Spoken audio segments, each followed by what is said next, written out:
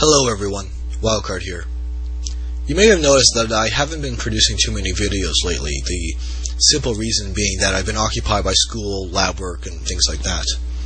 I'm taking a few minutes of my time though right now to discuss with you what I've been up to lately. Let's rewind the clock back a few months. Back in April and May, I've been deliberating with my professor over the possibility of an internship to Nigeria. My professor himself is Nigerian-Canadian, having immigrated to Canada from Nigeria several decades ago, but also retaining many of his ties with faculty at the University of Nigeria in Nsukka, to whom he has since cooperated with on several occasions in producing research papers. Initially, I was told the answer was no, simply because things were not adequately organized, but later in June I was given the thumbs up, and so by early July I was in southern Nigeria on a 2-month internship. Anyways, I'm not here to talk about the internship specifically, but rather the person who was coordinating this whole thing on the Nigerian side of things. From early July through early September, I've been working with a Nigerian university professor named Peter Uzegu on various things related to tropical diseases. First, allow me to give a little bit of background information about this guy. In Dr. Uzegu's early days, he married his wife and had several children. 6 months after 3 of his children were born, the children began experiencing unusual signs and symptoms. First, it started with hand-foot syndrome, then jaundice, then hepatomegaly, followed by intense pain. They were suffering enormously, and there was nothing Uzegu or his wife could do to alleviate it. Eventually, those 3 kids were diagnosed with sickle cell anemia, and he and his wife were both subsequently genotyped as carriers of the mutant hemoglobin allele. If you're not familiar with sickle cell anemia, I recommend that you pause the video and check out the Wikipedia article linked below. The menace of the disease, the pain it causes, the effects it had on his life as a father and husband, the broken homes and marriages it rots, the lives lost, the impact on his nation, it all compelled him to do something about it. No family should have to go through what he had gone through. And so in 1986, he set out upon an awareness campaign to educate others about sickle cell anemia, and he hasn't stopped since. Using portable generators, projectors, screens, PowerPoint presentations, board and chalk, or simply his own voice, he has delivered countless lectures to both urban and rural communities in Nigeria. The presentations cover pathogenesis, signs, symptoms, treatment, risk factors for crises, etc. But the key message delivered, the one that audiences have taken to heart and will truly have a long-term positive impact on the community, is to avoid genetically incompatible marriages. By this I mean avoiding marriages where both mother and father have at least one sickle cell allele, and thus have the possibility of rearing sickle cell children. But how do these people even know if they're genotyped to begin with? Are they wild-type, heterozygotic, or what? Well, that's where his experience as a biochemist comes in. He takes blood samples from his audience, and back in his lab, using some cellulose acetate paper and the magic of tris buffer, he does something called electrophoresis to diagnose their genotype based on the type of hemoglobin proteins expressed in their blood. Alongside this, he also tests for blood grouping, like O positive, A negative, etc., and supplements his sickle cell lecture with information about blood grouping and the reproductive consequences that go with it. The reason why he does this, other than for the simple reason that old knowledge is good, is that he found through experience that many people confuse blood group with genotype. One anecdote of his is of a husband and wife he met who were in complete disbelief that they had sickle cell children, saying that this was impossible as they were both O positive. As HIV/AIDS is also becoming increasingly relevant to world health, he also provides an additional lecture on HIV/AIDS and tests their blood for the virus as well. Thus, while the principal objective is sickle cell anemia, he also provides testing and information on HIV and blood grouping.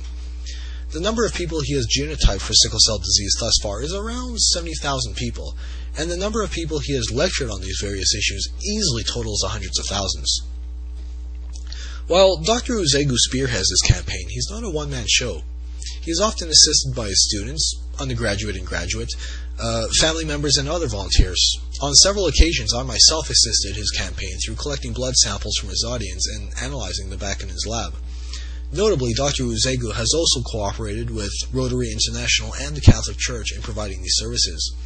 In 1994, he formalized endeavors with the establishment of the Association for Sickle Cell Enlightenment campaign.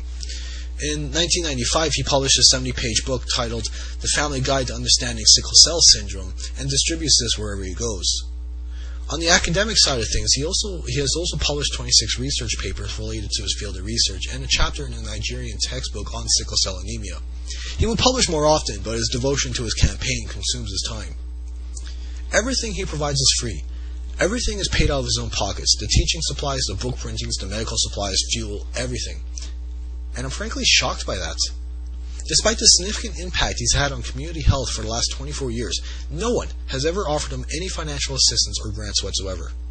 So, without prior prompting on the subject, I mentioned to him that I had a YouTube channel with 2,000 subscribers, and that I have some experience organizing fundraisers online, having organized one for Malaria No More back in April 2009. I therefore suggested the possibility of using my online presence to fundraise money for his campaign. He said he would truly appreciate it, that it would provide him a massive morale boost, and I paraphrase this last part, that the knowledge that people on the other side of the world care so much about the plight of the poor and ignorant that they are willing to help support his educational campaign would revitalize his spirits on this entire matter. So that's why I'm here, and this is what I've been working on lately. Right now, I'm merely seeking information and a bit of advice from you. Now, I understand that the extent of some people's knowledge on Nigeria extends no further beyond the 419 emails you occasionally receive, and so I understand perfectly if you are uncomfortable with the words money and Nigeria being mentioned in the same sentence. But please, if you do have such associated fears, please ask questions and express your concerns so that I may resolve them. Second, I am deliberating as to which method of money transfer would be suitable and agreeable to all of you. Last year, I used the First Giving website to act as an intermediate between you, the donor, and Malaria No More, the recipient. But this is different. The first problem with using First Giving, or an equivalent, is that Uzegu's education campaign is not based in the United States, and there might therefore be some nasty paperwork issues to deal with because of that. The second problem is that to set up a hosting page for this organization, and I don't mean a donating page like I did back in April 2009, but a web page for the charity itself so that it is officially recognized by First Giving, costs $300 a year, and that is simply too large a bite out of the donations I expect to receive, which I doubt will be more than what I raised last year for Malaria No More. And while I am donating a considerable amount of money myself in a show of confidence for this cause, I am simply not going to throw down $300 for a web page. So, what I'm thinking is simply PayPal followed by a secure wire transfer. That's the safest way to transfer funds, and the $35 or so processing fee is tolerable. If it was possible, I would simply get Dr. Uzegu himself to set up his own PayPal account so you could donate to him directly and leave me out of it completely. But the problem is that, as it currently is with several other countries, PayPal is not accessible in Nigeria. Now, the irony in choosing this methodology is that it is eerily similar to that employed by one well-known individual concerning a Sick Kids Hospital fundraiser, to whom my own Malaria No More fundraiser was in opposition to. So I understand that with choosing this methodology, transparency becomes an issue. So I ask you, with respect to myself, just how much transparency do you need? And how much do you trust me to be the intermediate in this exchange between donor and recipient? What can I do, on my part, within reasonable measure, to make things more comfortable and reassuring for you? On the part of the recipient, again, within reasonable measure, what can Uzegu do? He could, for example, provide a log of all his expenditures, and I could relay that information back to you. Needless to say, I will provide his email address to you so that you can talk to him directly and ask questions, though I will provide this at a later time as there's first a couple things I need to clear up with him. As a whole, how can I make you more interested and comfortable with this operation? I could, for example, have an interview with my Nigerian-Canadian biochemistry professor who has known this individual and worked with him for many years, and post this video recording on my channel. Now, understand, though, that if I put a named university professor on my YouTube channel, this sort of negates a lot of the anonymity I currently enjoy, and that's something I'm not entirely comfortable with. The advantage, though, is that if it was made public knowledge where I am, it would also be possible to obtain a disinterested individual present on YouTube and living in my location who can accompany me to the bank or wherever else I need to go and verify that everything has went as agreed. As far as the entertainment factor goes, would you be interested in me hosting a blog TV event or something equivalent to that? Again, as a whole, do you have any fears, contentions, worries, suggestions, advice, or other things about this whole issue that you would like to bring to the table? If I were to simply set up the PayPal account and employ a